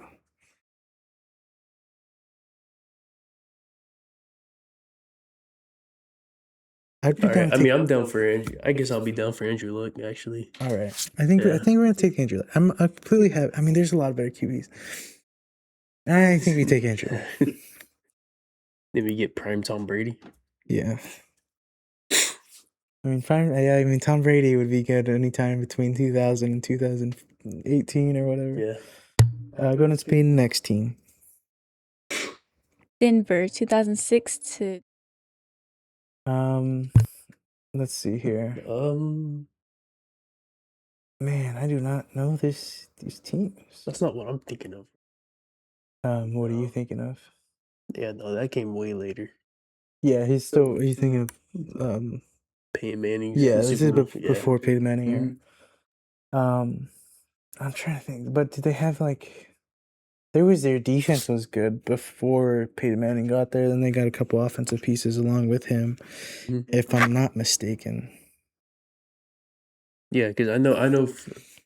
Yeah, their defense. I think Denver's defense has been pretty good throughout. No, they had a moment. I mean, I think their Super Bowl loss was their defense was just okay, mediocre. But let's see. I don't know. I can't think of a name off the top of my head. Running backs. Oh wait, we're doing offensive only. Yeah, we're doing offensive only anyway. Running backs. No names that pop off the page. Wide receivers. Brandon Marshall. Brandon Lloyd.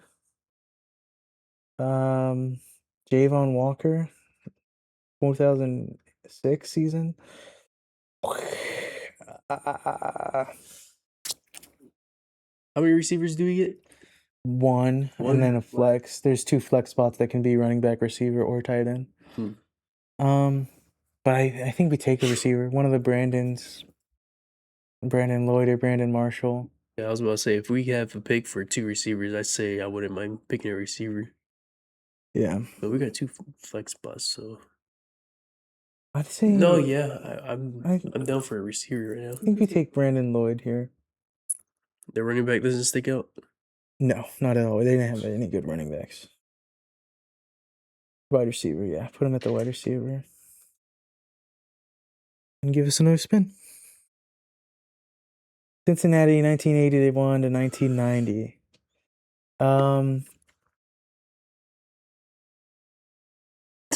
Chris Collinsworth was their wide receiver. Let's see. I mean, they got some decent stats. Chris Collinsworth was a 1,000-yard receiver. Now here's a guy. Icky Woods, 1,000 yards, 15 touchdowns. I don't really reckon. James Brooks, 1,200 yards, 7 touchdowns. Do they have any tight ends? Go scroll down. No. I mean, Dan Ross, 71 receptions, 910 yards. Not terrible. Shoot, dude. Go back up. I know. I mean, their running backs aren't terrible. I think we could take either James Brooks. I mean, we're not going 20-0. I think we're already I was cooked about to on say, that, dude. I don't think there's any shot. I'm already iffy about this team. Yeah, this is not a 20-0 team. We've been getting pretty mid teams. This is a warm-up round. Yeah, we can go again if you want, but I think we're still trying to get the best score possible. I'd probably take James Brooks running back. This team's not going 20-0 in any way. Are we bad scouts? Maybe. We just have bad luck. Go ahead and click on this one. We just have bad luck. 16 to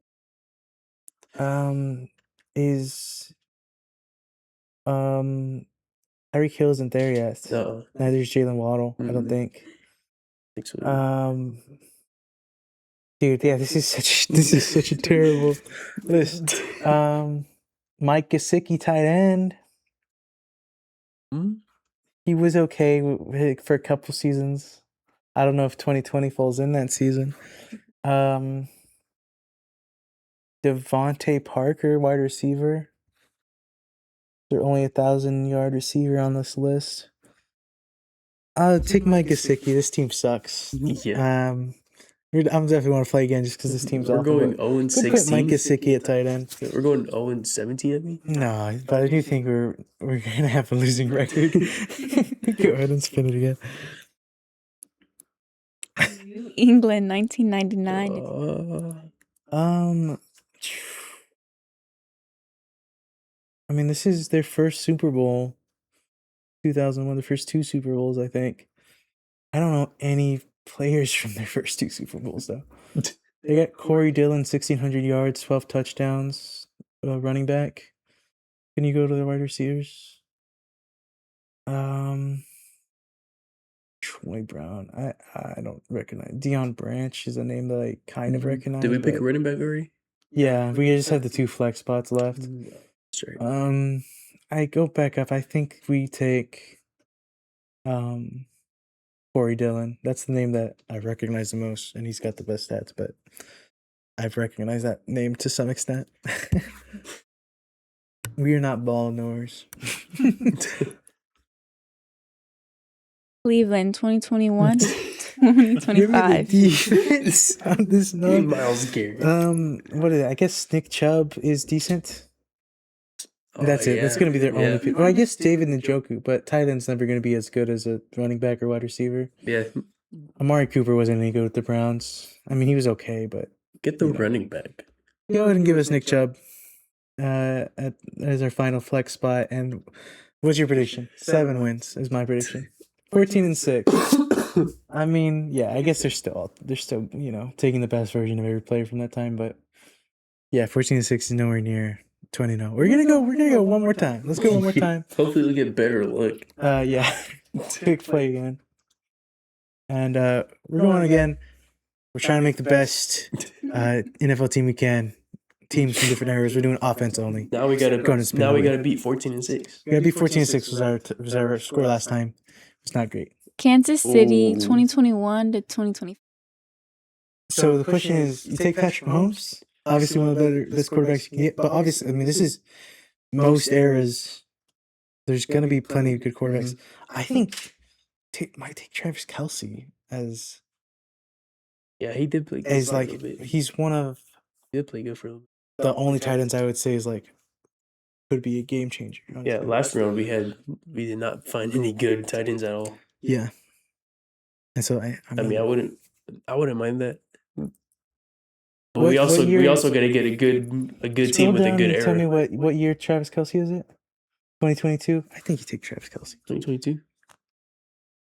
2022. He had a good season that year. Yeah. If you want, I can read the stats. He had 110 receptions for 1,300 yards, 12 touchdowns. Yeah, I say we take Travis Kelce just because I think all-time great tight end is just a little harder to come by. An all-time great QB, even though obviously Patrick Mahomes, but like you can still get. The only thing that's really hurting us is that era, so we do have to. Yeah, we do definitely got to get lucky. Yeah, we're gonna take Travis Kelce. I think this is right move. I don't know. I haven't played this one. I mean, it better be. It better be. I haven't played this mode too much. The 82-0 or the 20-0. Atlanta, 2021 to 20. Bijan Robinson would be my pick. I think that's the pick. I don't know if there's anyone else. The 2025? 2021 to 2025. I think Bijan's the best player. Kirk Cousins. Hey, Minnesota Kirk Cousins, I pick him all day. Pick the running back. Yeah, I think you take Bijan Robinson. I think they have didn't they have a good receiver? I mean, they'll have here. Drake if you want to scroll London? down to release, yeah. I mean, they'll have. But he's not that good, right? He's not better than Bijan. Yeah. I think Bijan's far and away their best player in this era. So I think go ahead and pick Bijan Robinson. Put him at running back, and I feel already much better about this team than I did last team. We still got our reroll too. We used it first thing last time. Give us our shit. Cincinnati, 2006 to 20. Carson Palmer era. That's gonna be also. Never mind. Reroll. Or scroll down. That is also Chad Ochocinco era. Carson Palmer, Chad Ochocinco. This was their first time going to the playoffs in a while, if I'm not mistaken. And I wouldn't mind Chad Ochocinco. Ocho. I think so. I mean, I think he's good enough to don't use the reroll yet. Because if we get like an awful team, then you got to use that reroll. I mean, this is still a playoff team. This is still, that's still a decent receiver arguably anyway. Hall of Famer. Yeah. When still like not washed either. I think you take Chad Johnson, put him at wide receiver. But I mean, Carson Palmer, he's chill. I like him, but he's still definitely not like as good of a quarterback as Chad Johnson is a receiver. So, okay, we have 2 flex spots and a quarterback left. So, let's take a spin. Philadelphia, 1988 to. This is Randall Cunningham is a good quarterback. This was their first couple times making it to the Super Bowl, maybe. I don't know. I could be wrong about that. Let's see. Who else do they have? Ricky Waters, running back, isn't bad. Keep scrolling down. I don't know any of their receivers. I might take Randall Cunningham. I don't know anybody from the Eagles in that era. I think you take Randall Cunningham. He's an all-time great. I mean, he'll still get the job done for the Eagles. He's an all-time great for the Eagles. But he's not like a all-time great NFL-wise completely. But I think he's. We got Bijan, so you could also re-roll. I think if it's for a quarterback, I think maybe. Because I don't think any of their skill positions are good enough to put in our flags. I think maybe we do re-roll. Okay, I think we're gonna re-roll, but there's a decent chance we regret it. I think. Yeah. Better not.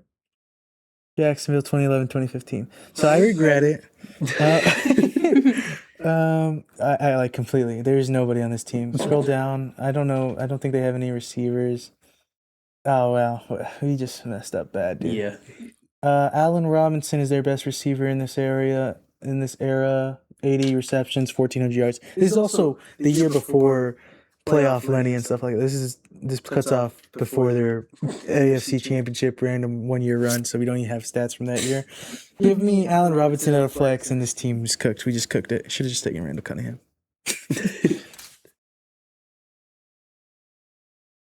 Houston, from their creation to 2005, when they were the worst team in the league and destroyed David Carr. But Andre Johnson is a good receiver. He's not also not an all-time great, but he's a good receiver. Decent number 2 to Ocho. I mean, he'd be at number 3, I think. Yeah, I think you take Andre Johnson. We should have just taken Randall Cunningham. We cooked our own team, dude. Yeah. And we're stuck with whoever the quarterback this rolls. Give us a team. Okay. Absolutely. Give me Aaron Rodgers. Okay. I mean, we didn't lose out. I think this is a better team. I think this beats the last record. Yeah.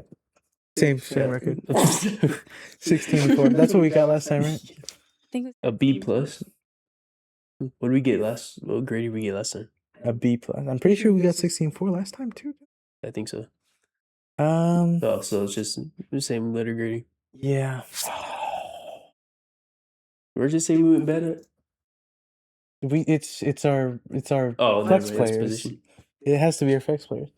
Well, we did bad. I think I wasn't too happy with either of our teams. I feel like this team is better than the first team. I think so too. I think so. I don't know. It's just our flex is not great. I mean, again, they're obviously not bad players. It's the best version of that player in that era, but I think we should take Randall Cunningham and re-roll one of the other ones. I think we could add a better team. But go ahead and we're going to I guess go ahead and go back to the browser. Okay, never mind. You were there already. I'm going bad. Click home. And then we're going to do both sides. Scroll down. Click classic. One team. And go to Dallas. Change that to Dallas.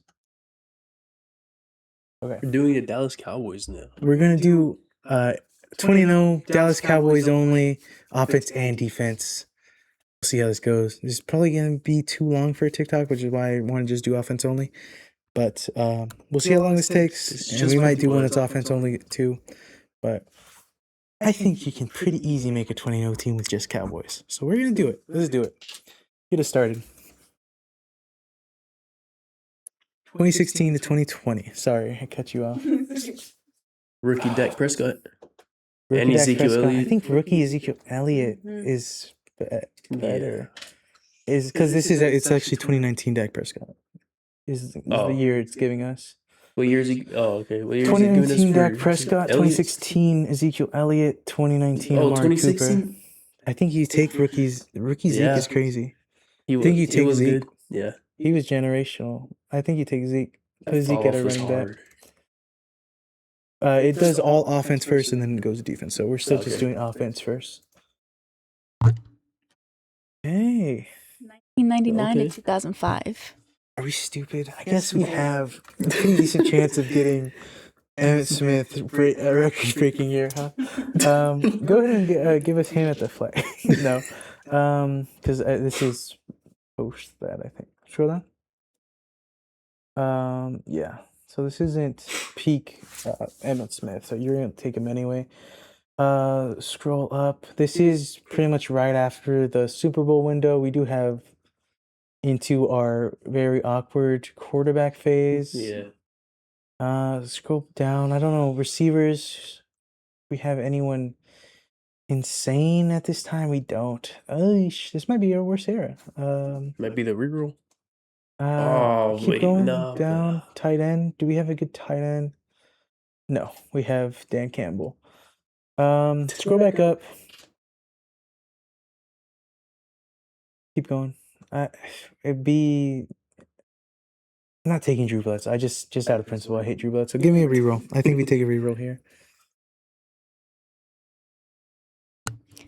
2006 to 2010.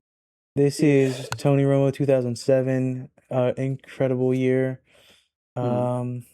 Marion Barber, running back. I think this wasn't a good year from him, though. Scroll down. Des Bryant, not a good version of him either, though. 2010. 2009, Miles Austin isn't bad. I almost forgot about Austin. 2007, Jason Witten. I don't know if that's. Yeah, maybe that one. The best. He played the best. Yeah, but I mean, we're gonna get like other versions of him too. Is that peak Jason Witten? But also, there's a chance we don't get Jason Witten again. I don't. I'd be down to take Jason Witten. It'd be Jason Witten, Miles Austin at the flex, or Tony Romo. Dang, I also do like Romo. But you said this wasn't the. No, you said it was the best one. It's good season for Romo. What year Romo is it? 2007. He had 4,200 yards that season, 36 touchdowns, 19 interceptions. So it is still him raw because this is still just coming off of Drew Bledsoe. Yeah, that was his rookie season, I think. So I'm down to take Jason Witten. Because I think peak Romo was like 2012. Much like the last one. Mm-hmm. We need a good tight end. Yeah, I think we'll take Jason Witten. 2007. I don't think that's peak Jason Witten either, but yeah, I don't know. 2021, 2025. Give me CeeDee Lamb, probably, right? Yeah. It'd be CeeDee Lamb 2023 version. Or it's George Pickens 2025. But I think CeeDee Lamb 2023's got better stats. Yeah, take CD. I think we'll take CD. Or we didn't even look at Dak for QB. Oh shoot! But I mean, I'm not opposed to it. We'll stick around. We still have plenty of ways to get either Dak, Romo, or Aikman. Yeah, that's true. So, but yeah, I mean, we did get Drew Bledsoe era 2 times in a row though. Here we go. This is gonna be what I think is peak Romo.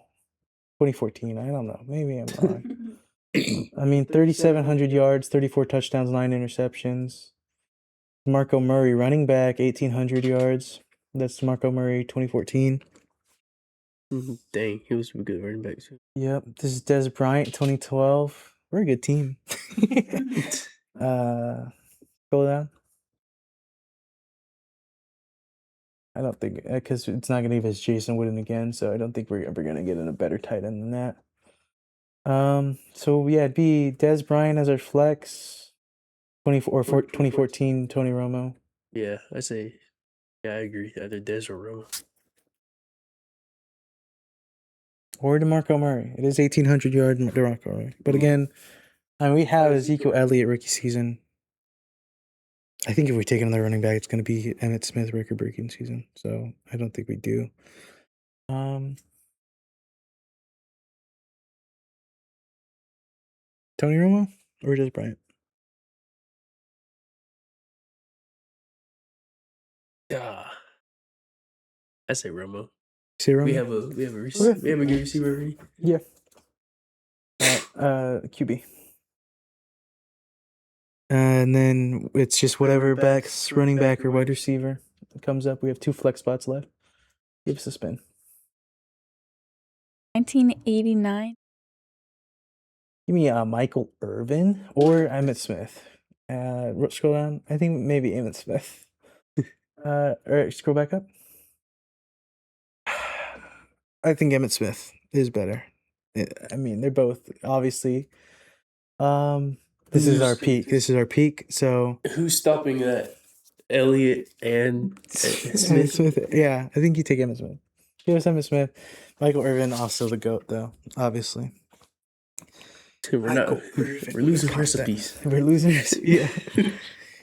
Yo, Michael Irvin would have caught that. Dang. 2006, 20. This was again one of our weaker years. Weaker time zones. I think it's going to be Miles Austin as our wide receiver too. But you could definitely do worse. I remember liking Miles Austin. I would definitely be okay with Miles Austin. Because again, this is 2010 Des Bryant before he really Where he broke out. Yeah. Where he started crying. Scroll down a little bit. I think that's going to be pretty much it. Terrell Owens, 2007. He had a season with us. Forgot all about that guy. Scroll up again, just to see it the wide receivers only.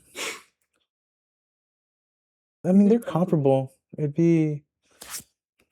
I like Miles Austin, though. Terrell Owens has more touchdowns and yards a catch. So I think he might be better statistically. I guess he has less yards after contact. But I'm feel like down so to does go Lamb, with you. too. I'm down to go with whatever you think. Which one of them you think? Miles Austin? You want Miles Austin? I'm down for Miles Austin. He also a good receiver. Yeah. Just a little bit less touchdowns. Yeah, I feel like whatever slack they have, CeeDee Lamb could pick up, and whatever, vice versa. Yeah. So what is his defense now, or we need He's one more now flex? defense. 2016 to 2020. Okay. 2020. This is DeMarcus Lawrence, 2017.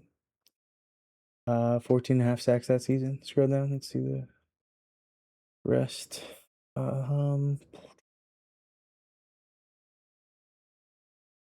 mean, he's probably the name that shoots out the most immediately. Keep scrolling down. LVE linebacker, Sean Lee linebacker. It's LVE 2018, Sean Lee 2016. I mean, Sean Lee was kind of a beast when he had it, but cornerback, Byron Jones, Jordan Lewis, Trayvon Diggs, 2020 season. That'd be his pick 6 season, isn't it? Or his pick season. How many think picks does it say? 3 interceptions. Never mind, I'm wrong. No, yeah, the 2020 was Was it 2022? 2020 was the COVID season, right? You're right. Donovan Wilson, safety. I think it might be DeMarcus Lawrence. We take DeMarcus Lawrence. He won the Super Bowl. He did. As much as I like LV and Sean Lee, and they'll probably pop back up. I love Sean Lee, dude. Sean Lee could have been one of the greats. I love Sean Lee. Yeah, put him at edge. 2006 to 2010. Are we getting this era too much? Yeah, I was about to say, do we use one reroll for offense and one for defense? This is DeMarcus Ware. Yeah, you get one for defense. Okay. This is DeMarcus Ware, though, 20 sack season. So I think you put him at linebacker. Honestly, I think that's the best bet. I think that's going to be the best. Yeah. Put him at linebacker. Do it. Yeah. 2016 to 2020. Yeah, why we keep getting these seasons? Well, because it doesn't have too many seasons, so. Scroll down. Robert Quinn, 2019, had an okay season. But I think you scroll down to, well, I guess we don't have, we can put him at flex. We have Jalen Smith, had 139 tackles. Leighton Vander Esch had 135. Same with Sean Lee. 11 tackles for loss for Sean Lee. 1 pass deflection. I don't know. I just like Sean Lee so much that I want to just pick him. I do like Sean, too. Let's just pick Sean Lee. Put him at, he'd just be defensive flex. We need defensive tackles, cornerbacks, and safeties, though. Yeah, I'm saving that for Dorian Bland or Trayvon Diggs. They're one crazy season. 1999 to 2005. Nope. Okay, defensive tackles, we have no names I recognize. Scroll down. Deion Sanders, 1999. A little bit past prime times prime, at least with us. Man,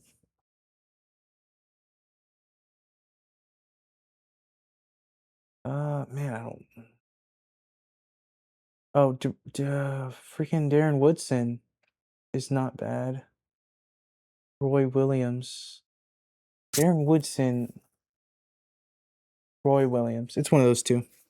It's Darren Woodson or Roy Williams, I think. Or we can re-roll. We still have a re-roll if you don't feel confident about either of those. But what position would they go in? Safeties. Safety. Both of them.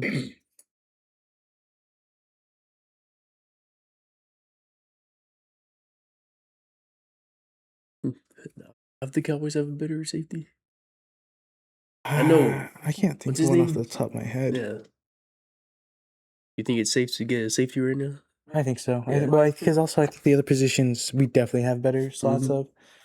So at least it's good. At least it's good to know that I think we at Roy least Williams, recognize one of the names. I think for this season safety. from Roy Williams is a little bit better. For Roy Williams? Yeah. Let's get Roy. Give me Roy at the Let's safety. get Roy the boy. Got defensive tackle and cornerback.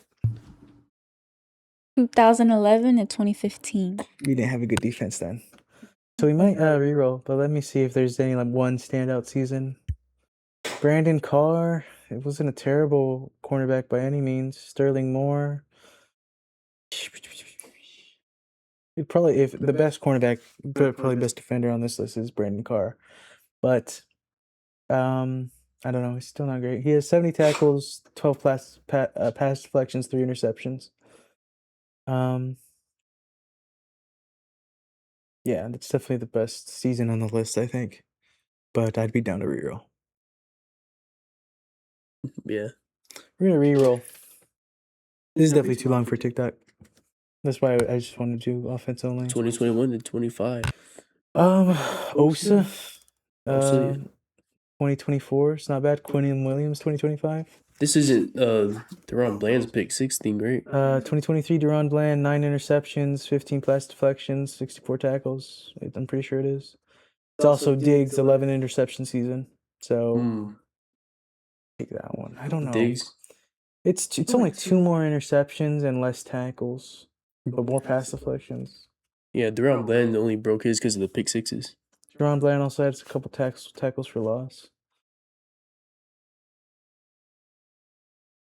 I feel like you would need that ball hawk though for Diggs. All right, give us Diggs 2021. Watch this one be like the worst team that. I mean, we need one good defensive tackle. 2011 and 2015. Okay. Probably Tyron Crawford. Yeah. Probably Tyron Crawford. Yeah, that's good enough, I think. He's okay. Look at 18-2. Okay. So he got a 99 overall offense. So we killed it there. 94 overall defense. Yeah, I think it was just that defensive tackle piece probably is our worst spot. Yeah. Not that bad though. Not bad at all. This team wins a Super Bowl. Probably. I mean, yeah, it's hard to make a team that probably wouldn't win the Super Bowl on this game. You get in the best of the best. Except our very first team. Go ahead and go to OBS and switch to the 82-0. Beautiful. We're gonna do the same thing, but in basketball. Yep. Gotta do a TikTok intro though, Isaiah. Oh. We're playing 82-0. We're playing 82-0, trying to build undefeated basketball team using different teams from different eras. You guys have seen the game. Check it out. We're gonna play it ourselves. Do we know ball? Do we know ball? Not to that extent. We're gonna be playing classic version. At least for my sake, I don't know. We can do one where we don't see their stats, but no, I think it's better if we see the stats. I agree. So we're gonna be doing that, and go ahead and get it set up. Click the little logo at the top. Yeah, and then click classic. Cool. We're gonna do it. Producer, can you move your mic? Great.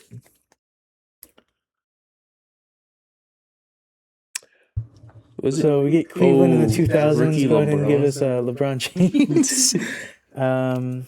Where do you want to put him? And we can move him around afterwards. Oh, we can. So we can just put him at small forward. Ricky LeBron was point guard or small forward or shooting guard? I mean, I don't know. think we just Yeah, slot I him wasn't at even born. small forward right now. I wasn't even born yet. The Glaze is kind of crazy that he can play every position, but Yeah. I mean, I guess that's good to have a player like that, though. yeah. So we can move him around wherever we want, but definitely put him at small forward for right And now. I'm pretty sure rookie LeBron's rookie season wasn't that bad. Yeah, absolutely. Give me Larry Bird. Yeah, just sort of give me Larry Bird. 1980s Boston Celtics. I guess announce what teams we're getting. Yeah.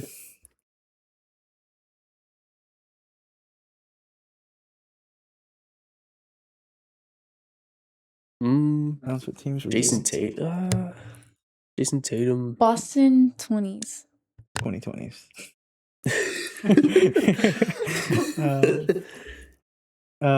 Yes, Jason Tatum and Jaylen Brown. I mean, we could put. Obviously, we can move LeBron to point guard or shooting guard, and put Jason Tatum as small forward. Is what my brain says. Yeah, I think I like Jason Tatum. Yeah. More, yeah. Switch LeBron to point guard. We'll put Jason Tatum to small forward. We're getting some pretty dang good teams right now. I'll tell you what. We're getting way better than the football team. Yeah. Yeah, give me Wilt Chamberlain. This might be it. This is crazy. We still have a reroll too. We're not even reading what teams we're getting. We're just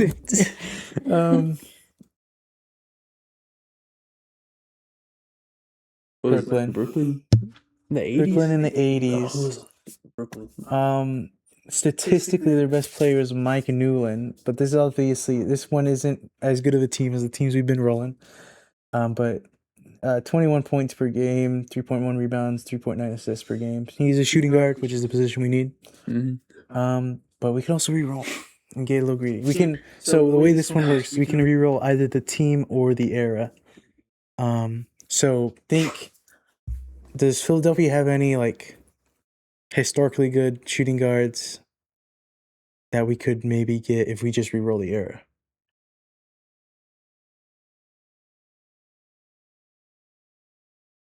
Yeah. And I don't know if he's still good, but I don't know if he's like. So would you rather? I think we reroll the team then. Give us a reroll of the team. Washington in the 80s. Would be Moses Malone at center. Be Jeff Malone at shooting guard. I don't know, but Washington doesn't have a better era than the 80s. Wait, but we could also move. We can move LeBron to shooting guard, and I think he's the only guy that can move though. Yeah. So Wait. but we have him at point guard right now. See a shooting guard. I think that I don't see a point guard I like either. And we'd be changing the era, so what would be a better era for Washington? I don't think there is one. I don't know any players from Washington. Oh shoot! Maybe I don't know ball. Can Larry Bird move at all? Like Larry Bird's? I think so. I think he's I think she's just power forward. Yeah, she clicked Larry Bird's name and it locked on power forward. You want to risk it for the biscuit and reroll the era? Let's do it. I feel like we made a pretty decent team already. Yeah, I wouldn't mind. We need this last player to go. Give me Earl Monroe, I guess. He's a better shooting guard than they had last time. So we'll put him at shooting guard. I don't know if it's 82-0 though. It's going to be like 80-2, dude. Oh, we choked on the last one. 81. No shot, dude. It was that last pick, dude. Oh, we had such a good team. We were so close to locking it down. Oh no. That's crazy. We did get insanely lucky though.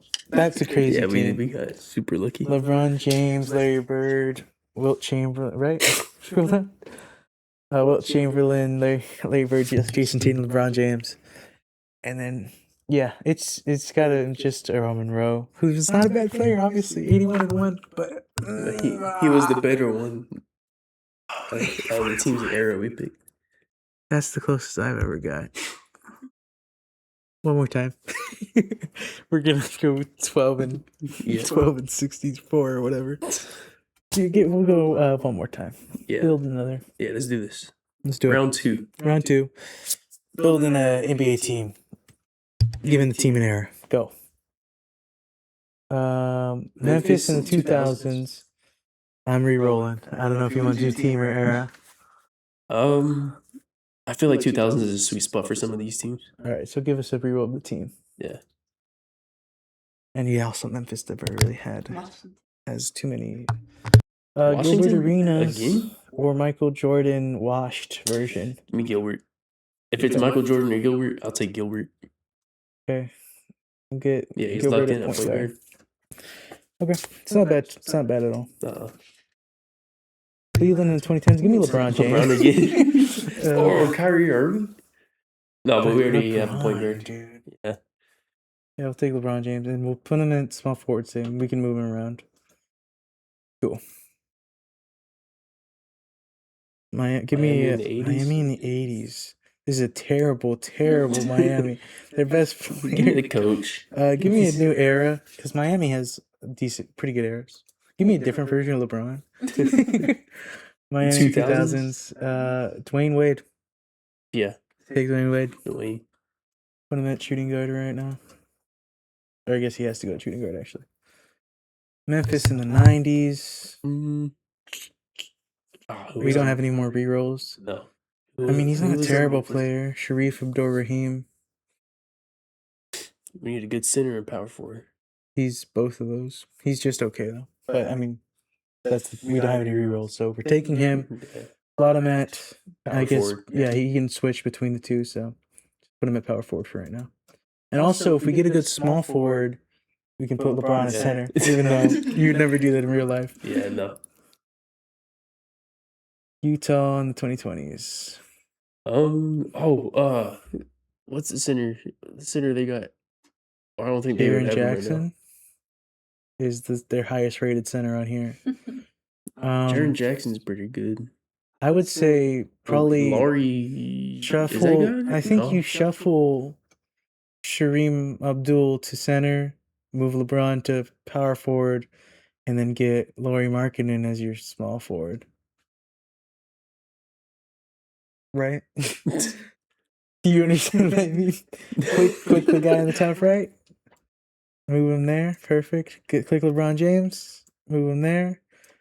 And then click the second guy, Lauri Markkanen as small forward. This team's not as good. Yeah. 65 and 17. Still a good season. Obviously. But, man, we were so close last time. One more time? Yeah, this is... Okay. This is real the last game we're playing today. Round 3. Round 3. Build another. Milwaukee in the 80s. Mediocre.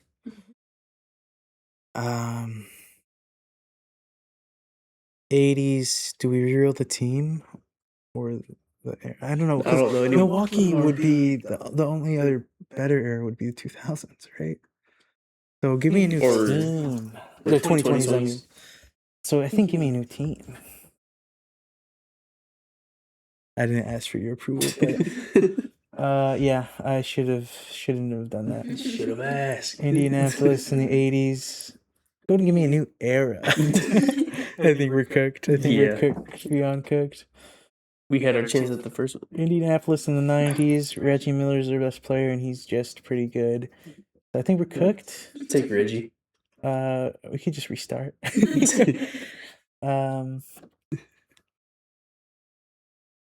Do you want to play it out?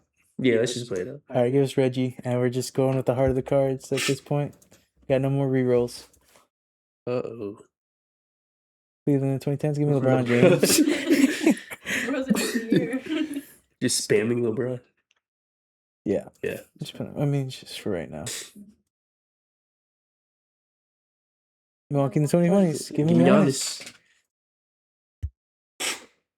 Power forward. That's fine.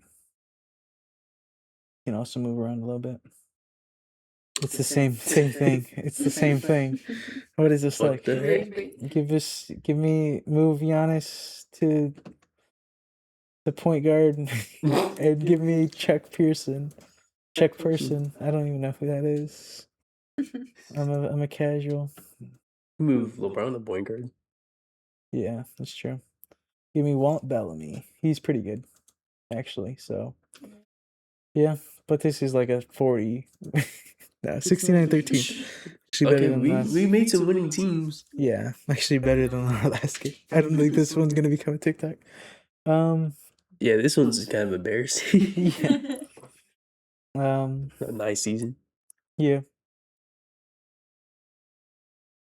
Man, 81-1. I'm gonna play this. I'm gonna play this at my house and see if I can beat 81-1. Yeah, I've never. That's the highest I got before was 80-2. For real? Yeah, I didn't.